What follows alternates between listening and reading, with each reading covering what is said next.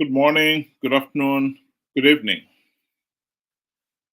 There have been too many road accidents in Zimbabwe. The number of stories of accidents is just unbelievable. And many of them could have been avoided. There can be no doubt about it. This is a serious problem. And I think it is important that we should really seriously look into this problem. Benjamin, what do you think? Good day to you and good day to all viewers. I agree with you. I mean, it's now getting out of hand. It's every time you open, the papers, you hear the sad story that, there are victims that have paid, he- all over. It's just all over the countryside now. It's on a day-to-day basis, and it's quite sad. It's alarming, and we should speak about this, and it should be addressed. Whoever, if it's the Ministry of Transport, they need to look into it. But I mean, it's there are a lot of factors that we need to look that are actually causing this. And if we were to try and break down, my first you know factor would be corruption. Why am I saying corruption? There are a lot of unqualified drivers on our road. And I know every Zimbabwean knows that there is corruption at the vehicle inspection department. And I want to put those first. And if I may say, even the figures, everybody knows the figures. For you to get a class 2 license, it costs about $250. For you to get a class 4 license, you need at least $150. I'm not sure about buses. I mean, look, you are risking the livelihood of, breadwinners, family members, so that you yourself can only pocket the $250. You know, Eh, there are a lot of unqualified drivers. Well, one of the other causes of the accidents is the sorry state of our roads. Let's just listen to this video clip. Road that the Zanu-PF government do not want the world to see. It is one of those roads that they do not want the Zimbabwean citizens to see and to know about. This is a freeway in Zimbabwe. This is a freeway. It stretches from Colin Bone up to Bait Bridge. This is one of the major arteries in the nation of Zimbabwe. That is part of the road that goes from Bait Bridge border post between Zimbabwe and South Africa up to the second largest city in Zimbabwe, Bulawayo. So to get to Bulawayo from Bait Bridge or from South Africa, you have to use this part of the road. And we are talking of more than 70 kilometers on this road, on this particular portion of the road. This is what they call the part of the upgrade of the main road that you can see obscure to the far right. But this upgrade is 4 years counting, and the citizens of Zimbabwe are subjected to bad road experience for the last 4 years, while the state is busy looting and pillaging the resources, purportedly building or constructing the road or upgrading the freeway. And the citizens are subjected to such kind of road for the last 4 years. So the travel between Bedbridge to Bulawayo is a horrible nightmare. And this is what the ZANU-PF government do not want the world to know. This is what they are. Well, it is not only that road. Many of Zimbabwe's major roads. The other day I was looking at the road from Bulawayo to Victoria Falls, the road from Harare to Churundu, and so on and so forth. They are all in a bad, sorry state. The trouble with having such a bad road is that it doesn't matter, even if your vehicle is a new one. You drive along such a bad road, in no time at all, that vehicle will start giving you problems. It's even worse if the vehicle is an old one. And I think that has contributed to many of the accidents in Zimbabwe. This is the reality in Zimbabwe. These road accidents are taking a heavy toll on the many lives lost, the many people who have been injured, and on other facilities like hospital and so forth, and the economy in general.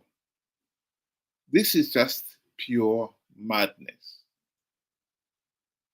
How the country can tolerate this day in, day out is simply unbelievable.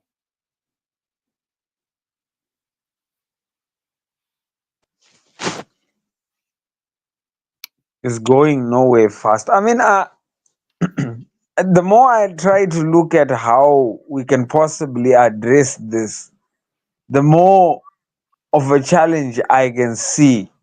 Because, I mean, you could say, one would advise to say, we should put the police to try and, control the speed at which people travel and and so forth. And, to monitor traffic at least, and to see that the buses are not overloaded and stuff like that. But you look at it, the police are equally just as corrupt. They taking bribes at every turn and corner. Government has neglected these servants, their workers, be it the VID. This is why they have now resorted to paying themselves in corrupt ways. The police is the same. They would rather take the $5. Everybody knows that police at every roadblock would rather take $5 than have anything to do with your troubles. That $5 would cover his trouble, and then you can move forward. No matter even if you don't have a driver's license, they don't mind. So Zimbabwe, the problem is just not only with the roads. It's got to do with how the country is being run. There's so many things that are there.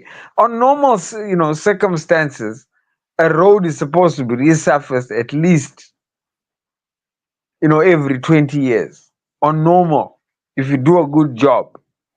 Zimbabwe, some of the roads have never been resurfaced since Smith. That was 44 years ago. And, well, 44 years beyond, going backwards. So you could see, they have served their lifespan. It is only us that failed to maintain. I blame it now on government, and solely on government. They are the root cause to every other cause that we are saying.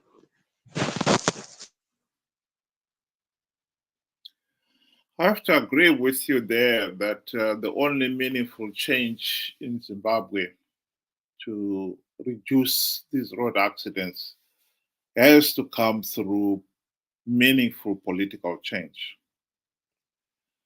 And as long as Zimbabwe remains a pariah state, there will be no meaningful political change. That is the tragedy. At the present moment, the only hope of any meaningful political change has to be by people refusing to participate in another flawed 2028 election. We are not going to stop ZANU-PF rigging those elections. We are not going to stop the regime holding those elections. We are not going to stop the opposition participating in those flawed elections.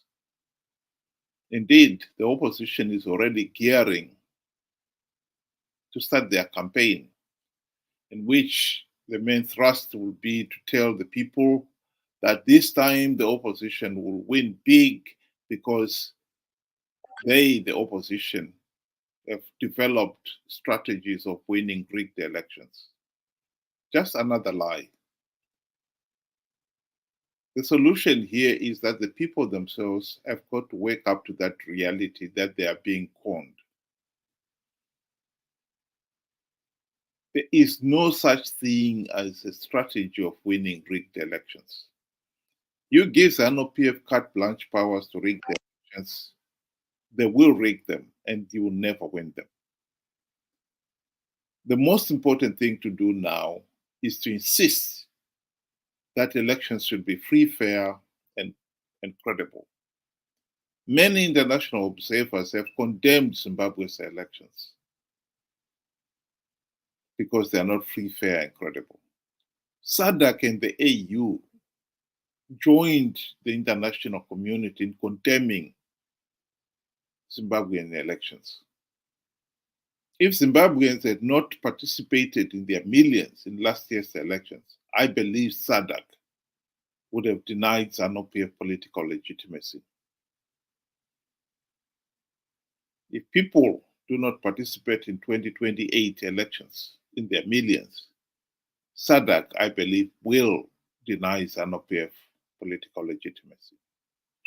That is the bolt hole for Zimbabwe. The problem is ordinary Zimbabweans smart enough to see that golden opportunity.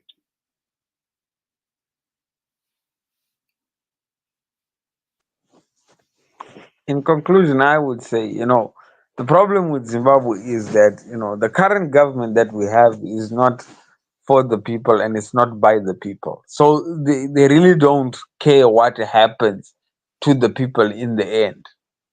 This is why they have neglected, so not only the roads, even if you look at the health sector, education, they have just turned a blind eye to all those. You know, what like you said, I should agree with you to say, you know, what we need is meaningful change, not just any Tom, Dick, and Harry that will just stand up and say, we are going to change this. We should not be that naive. Some people are just wolves in sheep's clothing. They promise you a lot of things and deliver absolutely nothing. And the prime example was Mugabe. Mugabe was a darling of Zimbabwe at independence. Years later, he crumbled everything. So we should not be caught doing the same mistake again, replacing Mugabe with ED and replacing ED with another fool. We need to start, wising up, you know, taking time to think of the right candidate and, who will take us to the destination that we want. Zimbabwe was bound to be the next Singapore. it can still be the next Singapore. But it starts with us making the right decisions from now, not from 2028. A decision is not made in the ballot box. A decision is made way, way ahead of time. Thank you. Thank you very much for those of you who were able to join us, and have a good evening.